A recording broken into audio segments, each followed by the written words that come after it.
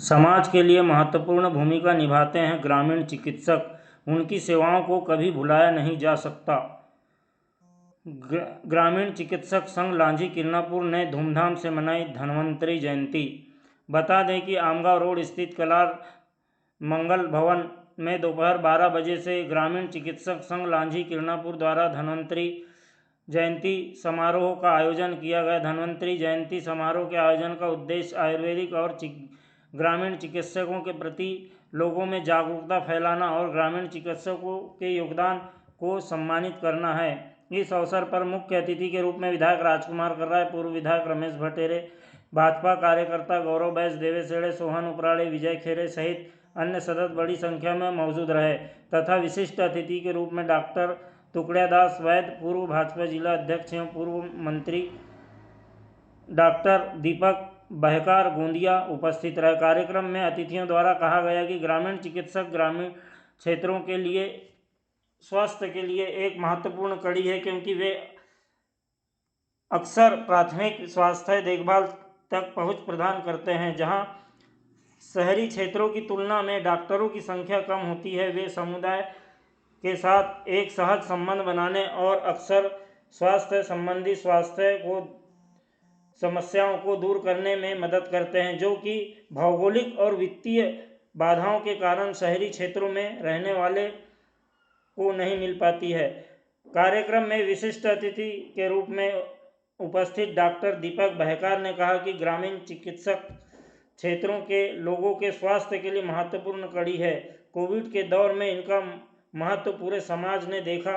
अस्पतालों में लगने वाली भीड़ को कहीं न कहीं इन्होंने कम किया है। यदि इन्हें प्रोत्साहन के साथ अच्छा प्रशिक्षण मिल जाए तो और भी हमारी ग्रामीण स्वास्थ्य सेवा मजबूत होगी।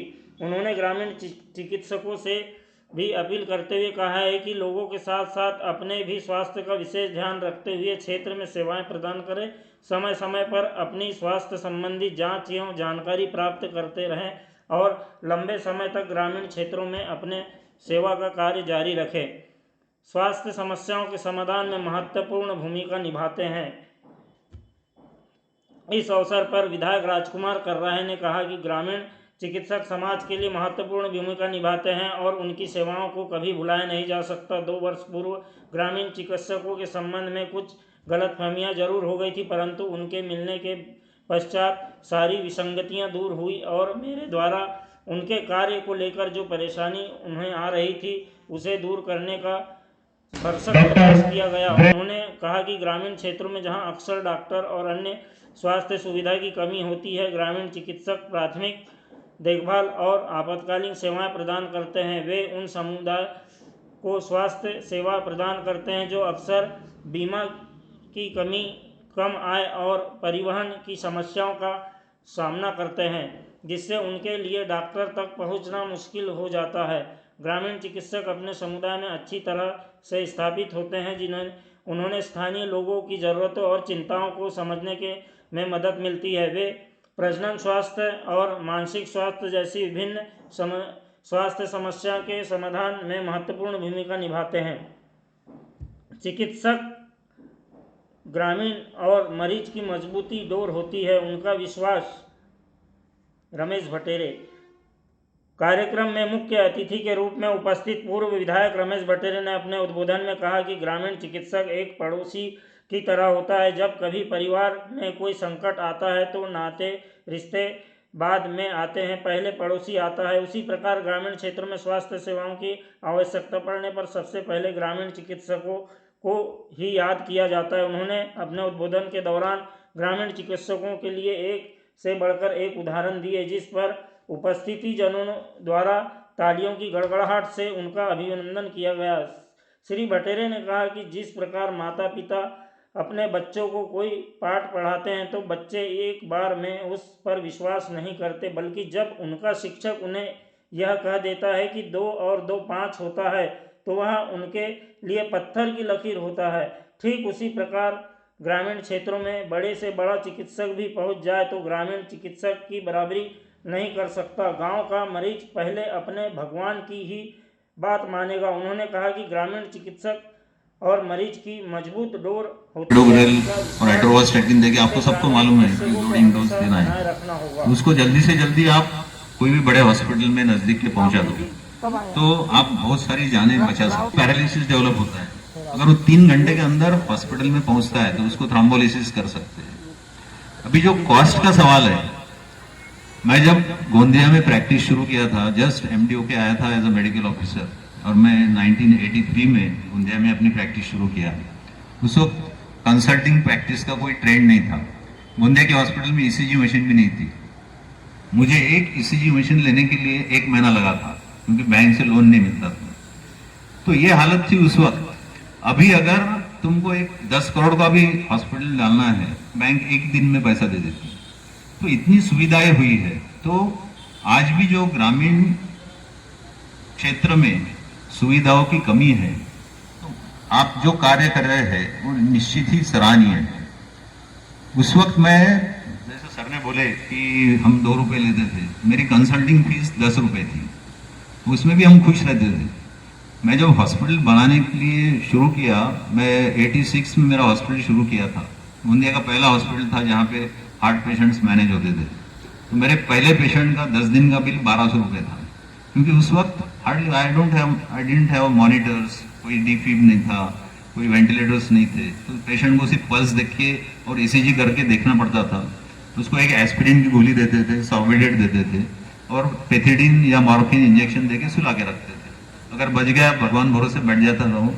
8-10 दिन में अच्छा हुआ ठीक, मर गया ठीक। और उस वक्त पेशेंट लोग पैर पड़ के जाते थे, बोलते डॉक्टर साहब आपने बहुत मेहनत किया, हमारे नसीब में नहीं था।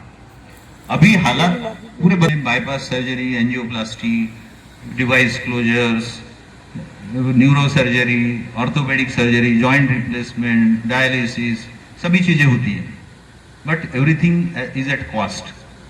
अभी वैसे गवर्नमेंट के काफी स्कीम्स आए, एमजेवाई, पीएमजेवाई, जिसके अंतर्गत काफी सेवाएं उपलब्ध है।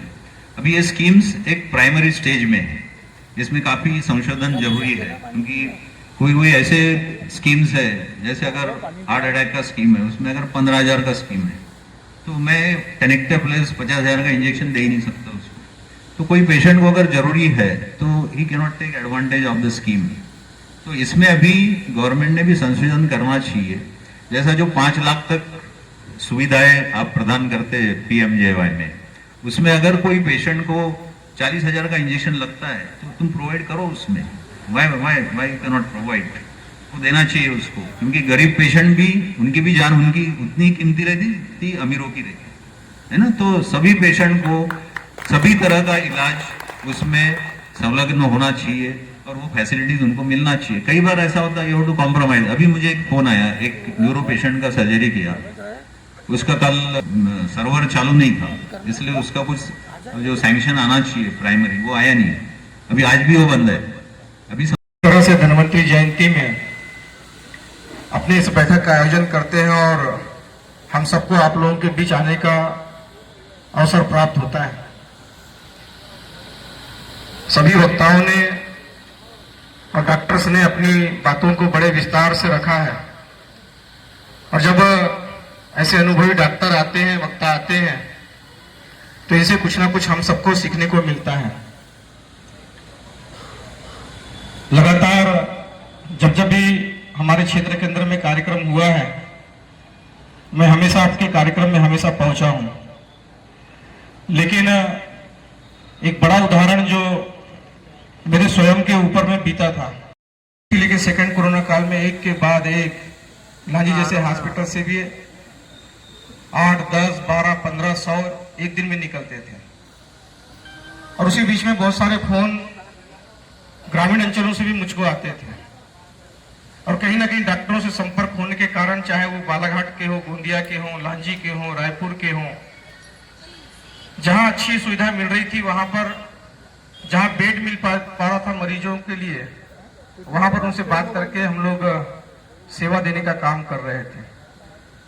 लेकिन सेकंड कोरोना काल में मुझे अच्छे से ध्यान है कि 7 तारीख को मैं बालाघाट गया था, जब पूरी तरह से पूरे देश के अंदर से यातायात के साधन खोल दिए गए थे और दुकानें प्रारंभ हो गई थी।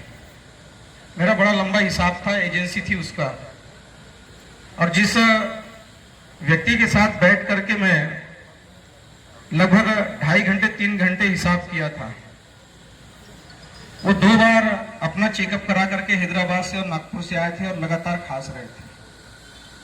क्योंकि छोटा सा चेम्बर था 2 ही लोगों के बैठने के लिए, और उस छोटे से चेम्बर में एसी लगी हुई थी, इसलिए दरवाजा बंद था और बहुत ज्यादा उनको खांसी आ रही थी। डॉक्टर साजिद भाई जो हमारे लांजी के रहने वाले हैं, जो बालाघाट में मैनेजर का काम किया करते थे, और जब मैं उनके साथ में बैठा था, मैंने उनसे 2-3 बार कहा कि भैया आपने इलाज क्यों नहीं करवा रहे हो, इलाज करवा लो। 2-2.5 घंटे बैठने के बाद जब मैं उनके पास से निकला 6 तारीख को, तो 9 तारीख को 12 तारीख को जो हमारे एजेंसी थे उसके फाइनेंसर थे शुभम भाई, उनका फोन आया, और उनका फोन आया तो मुझसे कहते हैं कि भैया आपकी तबीयत कैसी है। तो मैंने उनसे कहा कि मेरी तबीयत ठीक है। क्यों, क्या बात है? जबकि मुझे तेज बुखार चढ़ा हुआ था। तो मुझे कहते हैं कि आप साजिद भाई के साथ में 6-7 तारीख को बैठकर यहां से गए, और साजिद भाई कोरोना से उनकी मृत्यु हो गई। 5-6 दिन ही हुए हैं उनकी मृत्यु हो गई, और उस दिन बहुत खास भी रहे थे, और हमारे बीच में बहुत सारी चर्चा भी हुई थी उस बात को लेकर। मन में एकदम से घबराहट आई, मुझे ऐसा लगा कि कोरोना का असर अब मेरे अंदर भी हो चुका है। और यकीन मानिए 12 तारीख थी, तेज बुखार रात में भी चढ़ा, और उसके बाद में 2 दिन बाद धीरे धीरे खांसी प्रारंभ हुई डॉक्टर साहब। उसके बाद में फिर सर्दी, उसके बाद में फिर कफ आना मुंह पे, और कफ आने के बाद स्थिति ये रहती थी कि मुझे कफ को ऐसे दोनों उंगली से पकड़ करके अपने हाथों से खींचना पड़ता था, तब जाके कफ मेरी जुबान से निकल पाता था। और इतनी गंभीर स्थिति कि पहले तो खाने का स्वाद गया, और उसके बाद मुझे अच्छे से ध्यान है 18-19 तारीख रहा होगा, जब मैं खाना खाने बैठा हुआ था, तो ना तो मुझे दादा था कि कोरोना है, लेकिन जिस दिन स्वाद गया उस दिन तो तक के घबराहट नहीं थी। लेकिन जैसे ही सेंट गया, सेंट आना बंद हुआ, तो अनुराग भाई ने बोले कि सारे सिम्टम्स तुम्हारे अंदर में हैं कोरोना के। और इतनी जबरदस्त घबराहट हुई कि मुझे ऐसा लगा कि अब मैं बच नहीं पाऊंगा। ऐसे ही था, मैंने फोन किया और मैंने बताया कि अब सेंट चले गया है, मुझे लगता है कि यार बहुत बुरी स्थिति में आ गया हूं मैं। और मुझसे इन्होंने यही कहा, जब मरीज इनके संपर्क में रहा, इन्होंने एक को भी मरने नहीं दिया उस समय। क्योंकि मैं खुद हॉस्पिटल से लगा हुआ है घर, बाउंड्री वाल उस तरफ कूदो तो हॉस्पिटल सरकार। भारत माता की, भगवान धन्वंतरी की, भगवान धन्वंतरी की। हमारे बीच, हमारे इस गरिमामयी मंच पे विराजमान इस क्षेत्र के हमारे विधायक भाई राजकुमार कर्राहे जी, हमारी पार्टी के वरिष्ठ नेता, भारतीय जनता पार्टी के पूर्व में जिला अध्यक्ष भी रहे हैं, और जिनका एक अपना बड़ा लंबा अनुभव डॉक्टरी के रूप में भी है, राजनीतिक रूप में भी है, प्रशासनिक रूप में भी रहा, ऐसे हमारे हट्टा से चलकर आए डॉक्टर टुकड़ादास वैद्य जी, और आज अपना कीमती समय निकालकर, क्योंकि डॉक्टर बाहेकर जी का समय निश्चित रूप से बहुत, आइए शंकर भैया बैठिए, डॉक्टर बाहेकर जी का ग्रामीण चिकित्सक संघ एक सम्मेलन आयोजित करता है, मिलना जुलना होता है, और हम लोगों को तो आप हर साल सुनते हैं, लेकिन ये अच्छा, जैसे पिछले साल मुझे याद है डॉक्टर पुष्पराज गिरी जी आए थे जब हम लोगों ने भानेगांव में कार्यक्रम किया था गुरुदेव स्कूल में। आज डॉक्टर बाहेकर जी का भी हमें बहुत महत्वपूर्ण और बहुत गंभीर बातें हम लोगों को सुनने मिली। सभी डॉक्टर साथियों से बस बहुत ज्यादा नहीं, 1-2 निवेदन हमेशा रहते हैं, इस बार भी रहेंगे। भाई हम सब ने पेथी किया है, आयुर्वेद की, BMS है, BHMS है, ये पढ़ाई करके हम अपनी सेवाएं देते हैं। और स्वाभाविक सी बात है, डॉक्टर वैद्य जी ने बोला, डॉक्टर साहब ने बोला, इमलकर जी ने बोला कि पड़ोसी सबसे पहले आता है, और ये सच्चाई है। जैसे स्कूल जाने वाला जो बच्चा होता है, बेटा या बेटी हो, उसको जितना विश्वास अपने टीचर की बातों पे होता है, अपने स्कूल के टीचर, शिक्षक या शिक्षिका की बात पे होता है, उतना विश्वास तो उसको अपने घर पे अपने माँ बाप और भाई बहन पे भी नहीं होता है। यदि स्कूल का टीचर 2 धन 2 5 पढ़ा दे और बाप घर में पूरी दुनिया की किताब ला के बता दे कि 2 और 2 4 होता है, तो बच्चा किसकी मानेगा कि 2 धन 2 5 होता है। यह विश्वास है गुरु और शिष्य का। और वैसे ही गांव में मरीज छोटे छोटे जितने भी हैं, उनको जितना डॉक्टर बाहेकर जी पे विश्वास नहीं होगा, उससे ज्यादा विश्वास आप लोग पे होगा। जैसे डॉक्टर मोहबिया जी बैठे हैं यहां पर, हमारे भी घर में यदि मुझे भी आज बुखार आएगा या कुछ होगा तो सबसे पहला फोन उनको लगता है, उसके बाद ही बाद में आगे बात जाती है, लेकिन सबसे पहली शुरुआत आप लोगों से होती है। तात्कालिक सहारा, तात्कालिक दिलासा कोई देता है तो वो आप लोग देते हैं। और इसलिए आप सिर्फ सेवाएं नहीं दे रहे हैं, आप एक मरीज के साथ जो विश्वास रूपी संबंध मजबूत कर रहे हैं, वो अपने आप में आप लोगों का एक कीमती धन है कि आपके ऊपर, आप जिस समाज में, जिस गांव में, जिस गली में, जिस मोहल्ले में रहते हैं, लोगों का एक विश्वास है। अब ये जवाबदारी भी आपकी है कि वो विश्वास की मजबूत डोर कैसे समय आने वाले, कल समय तक, आने वाले भविष्य तक जिंदा रहे, ये भी आप लोगों की है। अभी डॉक्टर बच्चे जी एक बात कह रहे थे कि हमसे जितना संभलता है उतना ही संभालने का प्रयास करूं। अनावश्यक बिच्छू का मंत्र याद नहीं और सांप के बिल में कहावत है, कोई मतलब नहीं होता। कल को समस्याएं खड़ी होती है। और ये तो ऐसा है, जरा सा भी प्रदेश के एक कोने में भी यदि मान लो ग्रामीण डॉक्टर से कुछ गड़बड़ी हो गई तो बिजली के करंट जैसे पूरे प्रदेश भर दौड़ता है, झंझन झंझन झंझन झंझन, यहां छापा वहां छापा, जैसे डॉक्टर ने लूट के बैठ गए ऐसा। तो इसीलिए भुगतना पड़ता है।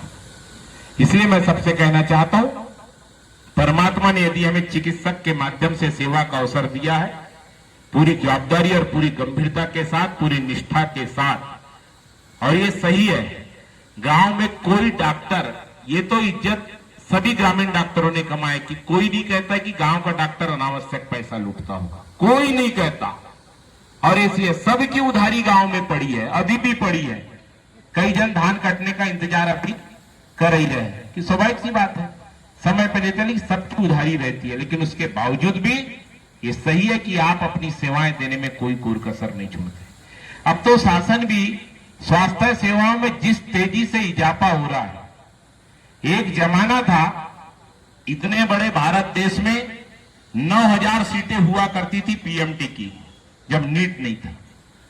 धीरे धीरे करके वो 50,000 तक बढ़ी और 50,000 तक रुक गई। मैं कोई राजनीतिक चर्चा नहीं कर रहा हूं, लेकिन पिछले 10 वर्षों में जिस तेजी से पीएमटी, जो अब जिसको हम नीट कहते हैं, जिस तेजी से नीट की सीटों में इजाफा हुआ है, आप देखिए ना, हमारे आसपास सब दूर अब मेडिकल के कॉलेज होते जा रहे हैं। अगले साल बालाघाट में भी PPP कोड पर सरदार पटेल मेडिकल कॉलेज में क्लासेस चालू हो जाएगी। 1000 बेड का अस्पताल उनने बना के तैयार कर लिया। अभी डॉक्टर साहब से चर्चा हो रही थी, गोंदिया में मेडिकल कॉलेज, राजनांदगांव में मेडिकल कॉलेज, सिवनी में मेडिकल कॉलेज, मंडला में मेडिकल कॉलेज, छिंदवाड़ा में मेडिकल कॉलेज। हम पहले क्या सुनते थे कि एक मेडिकल नागपुर में और दूसरा मेडिकल जबलपुर में, ये परिस्थिति थी। आज हर साल जब नीट हम क्वालिफाई हुए बच्चे जो होते हैं, 1,18,190 सीट हर साल। इस लांजी में किसी जमाने में डॉक्टर अशोक लिल्लारे के आगे किसी का नाम नहीं जानते थे। आज 20 से अधिक डॉक्टर अकेले इस लांजी में जो नीट की तैयारी करके MBBS की पढ़ाई कर रहे, नीट क्वालिफाई करके। लांजी के अस्पताल में जो बेटा है मेरा भतीजा, आज जो BMO है सोहन भैया बैठे भी हैं, सोहन उपराड़े जी, आज लांजी का ही एक बेटा लांजी के अस्पताल में बीएमओ बन के बैठ गया। ऐसे तमाम डॉक्टर अब हमारे क्षेत्र में हो गए, कितने सारे लांजी में डॉक्टर हो गए। और वो दिन दूर नहीं है जिस दिन एमबीबीएस डॉक्टरों की भी एक बहुत बड़ी फौज गांव से लेकर कर महानगर तक तैयार हो जाएगी। इसमें कहीं कोई नहीं, क्योंकि शासन का पूरा ध्यान है, क्योंकि पहला सुख निरोगी काया, और इसलिए सरकार ने इस दिशा में बहुत तेजी से कदम उठाया। आयुष्मान जैसी योजना चल रही जिसके बारे में डॉक्टर साहब कह रहे थे, सही है कि ये तो अभी पायलट प्रोजेक्ट जैसे डॉक्टर साहब चल रहा है, धीरे धीरे समय के साथ साथ नए नए इनोवेशन उसमें जरूर सरकार करेगी, ये तो निश्चित रूप से करेगी, क्योंकि सब दृष्टि से सरकार चाहती है कि हमारा हर व्यक्ति को स्वास्थ्य की गारंटी हो, क्योंकि स्वास्थ्य उसका सुरक्षा कवच है। कितना भी सरकार कर ले, लेकिन कल भी आपका अस्तित्व था, आज भी आपका अस्तित्व है और कल भी आपका अस्तित्व रहेगा। क्यों? बीमारियां कभी खत्म होना नहीं है, क्योंकि बीमारी तभी खत्म होगी जब नशा और व्यसन से लोग दूर होंगे। अभी डॉक्टर साहब टोबैको के बारे में कह रहे थे, अल्कोहल के बारे में कह रहे थे। मैं सबसे बस ये निवेदन करना चाहता हूं, इसमें आप भी देखिए, आज डॉक्टर बाहेकर जी ने कितनी कीमती बात कही है और आप सब लोगों को उन्होंने ऑफर भी किया है कि तुम अपना दुनिया का तो चेकअप कर रहे हो, लेकिन क्या अभी कभी अपने अपने आप को झांका है क्या?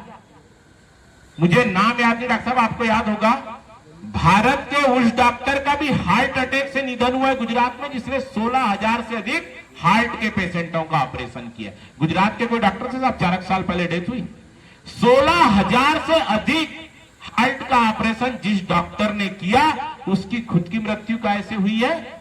हार्ट अटैक से हुई है। गुजरात के थे डॉक्टर, मैं नाम भूल रहा हूं, 3-4 साल पहले की। तो आज आप देखिए डॉक्टर बाहेकर साहब ने कितनी बढ़िया बात कही है कि हम सबका चेकअप कर रहे हैं, कभी अपना खुद का भी चेकअप करें। और उसके लिए तो डॉक्टर साहब ने ऑफर भी किया कि मैं कैंप लगा के आप सबका जो है मेडिकल एक बार जांच करूंगा। वैसे भी मेडिकल साइंस कहता है कि आफ्टर 40 साल में एक बार मेडिकल चेकअप अपना कराना ही चाहिए। आप आयुर्वेद के डॉक्टर हैं, एलोपैथिक वर्सेस आयुर्वेदिक। अभी डॉक्टर वैद्य साहब कह रहे थे हमारे कि एलोपैथी की जड़ बहुत ज्यादा नहीं, पिछले 200 साल से, लेकिन आयुर्वेद कब से है? भगवान धन्वंतरी के जमाने से। ये सच्चाई है, हमने पढ़ा भी है। ये तो समय के साथ हो गई कि एलोपैथी की जड़ें इतनी ज्यादा मजबूत हो गई है कि लोगों को आयुर्वेद पे धीरे से भरोसा होता है। लेकिन कोरोना जैसी बीमारी ने जहां कई प्राण लूट लिए, लेकिन ये भी सच्चाई है कि कोरोना ने बहुत ताकत से लोगों को आयुर्वेद की ओर धकेला भी है। लोग आयुर्वेद पर विश्वास कर रहे हैं धीरे धीरे। मुझे खुद को थायराइड की प्रॉब्लम है, TSH3, T3, T4 होता है, TSH3 मेरा खुद का 11 पॉइंट समथिंग था।